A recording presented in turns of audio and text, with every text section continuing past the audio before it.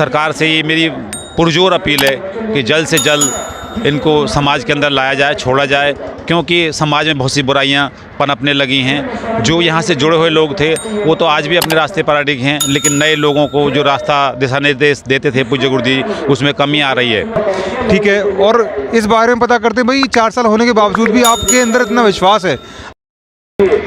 नमस्कार दोस्तों, स्वागत है आपका हमारे चैनल पर, जहां पर हम आपको सच्चाई से रूबरू करवाते हैं।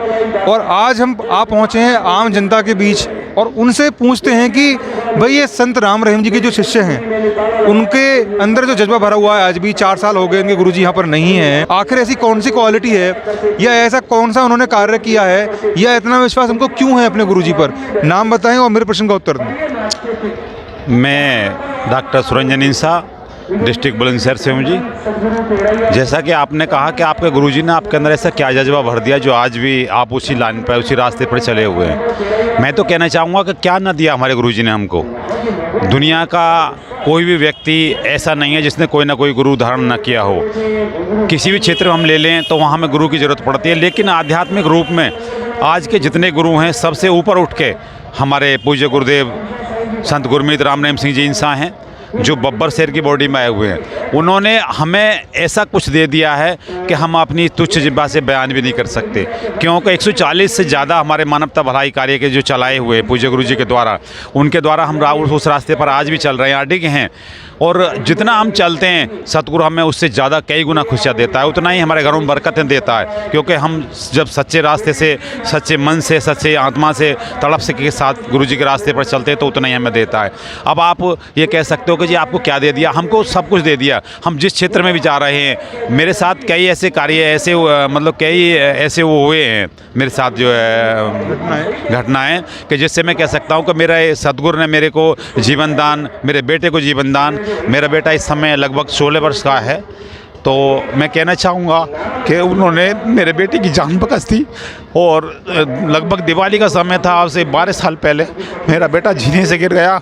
मेरे घर पर नाम चर्चा थी, मेरे परिवार वाले कह रहे थे तू नाम चर्चा, हम लग रहा बेटा जाने वाला है।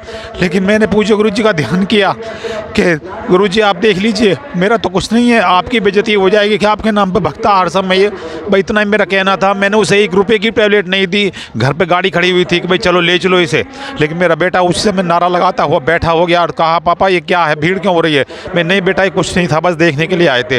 तो मैं उस एहसान को कैसे तार सकता हूँ। तो मैं सब बातों को ये कह सकता हूँ कि पूज्य गुरु जी ने हमें इतना दिया है, इतना दिया कि हम उसका बयान भी नहीं कर सकते। और कितनी मेरे साथ ऐसी घटनाएं हुई हैं पूज्य गुरु जी ने जिसमें मेरी खुद जान बचाई है। तो धन धन सतगुरु तेरा ही आसरा। मैं ज़्यादा नहीं कह पाऊँगा क्योंकि मैं थोड़ा सा जो है भावुक हो गया हूँ, थोड़ा सा भावुक हो गए हैं। और इनकी बात सुनकर मुझे ये तो एहसास होता है कि वास्तव में कि कुछ ना कुछ तो है, क्योंकि ऐसे ही लाखों लोग इस दर पर नहीं आते। आगे बढ़ता हूँ, मैं आपसे एक चीज़ पूछता हूँ कि भाई ठीक है, आस्था अपनी जगह हो गई, केस के बारे में तो मैं कहना चाहूँगा ये सब राजनीति के तहत हो रहा है जी। पूज्य गुरु जी को फंसाया गया है, हमारे गुरु जी बिल्कुल निर्दोष हैं। और मैं कह सकता हूँ कि हमारे यहाँ डेरे में एक चींटी मारने के लिए भी अलाउ नहीं है, तो इतने बड़े केसेस, रंजित केस या जो भी हो रहे हैं, कैसे हो सकते हैं। बात आती है ये बहनों वाला जो केस हुआ था कि पूज्य गुरु जी ने रेफ का केस जो लगाया हुआ है, झूठा केस, हमारे यहाँ ये सबसे पहले नियम होता है, कसम दी जाती है पूज्य गुरु जी के द्वारा कि जो एज होती है उसकी, अगर हम यंग एज में हैं तो हमारे इस समेज की जो भी बहन होगी वो हमारी बहन के समान होगी, जो भी लेडीज होगी। और अगर बड़ी है तो माँ के समान होगी, छोटी है तो बेटे के समान होगी। बताइए, जब ये सारा रास्ता हमको पूज्य गुरु जी दिखा रहे हैं तो कैसे हो सकता है। और हमने ये खुद अपनी आंखों से देखा है कि हमारे डेरे के अंदर, चाहे वो बरनाबा हो, सिरसा हो, या कहीं भी हम दूर जाते हैं तो कैबिन बनाई जाती है, भाई अलग होते हैं, बहन अलग होती हैं, हर सब का रिश्ता यही होता है, माँ बहन और बेटे का जो है, समझे। इस तरह से कुछ भी नहीं है, सब इनको फंसाया गया है। अब जैसे कि खट्टा जी के बारे में सुना होगा आपने कि भाई इनको गद्दी चाहिए थी और इन्होंने इस तरह से इनको पूज्य गुरु जी को फंसाने के लिए कोशिश की है।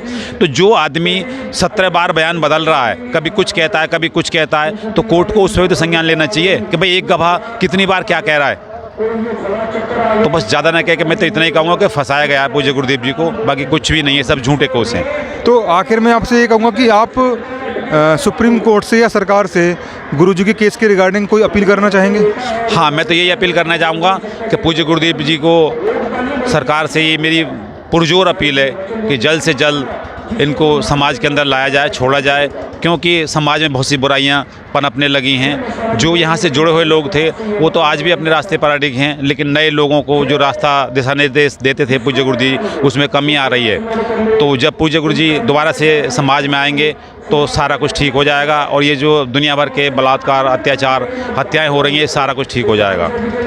तो मैं तो बार बार यही अपील करना चाहूँगा कि पूज्य गुरुदेव जी को वापस भेज दिया जाए समाज में, जिससे कि हमारे समाज का दोबारा से भला हो जाए जी।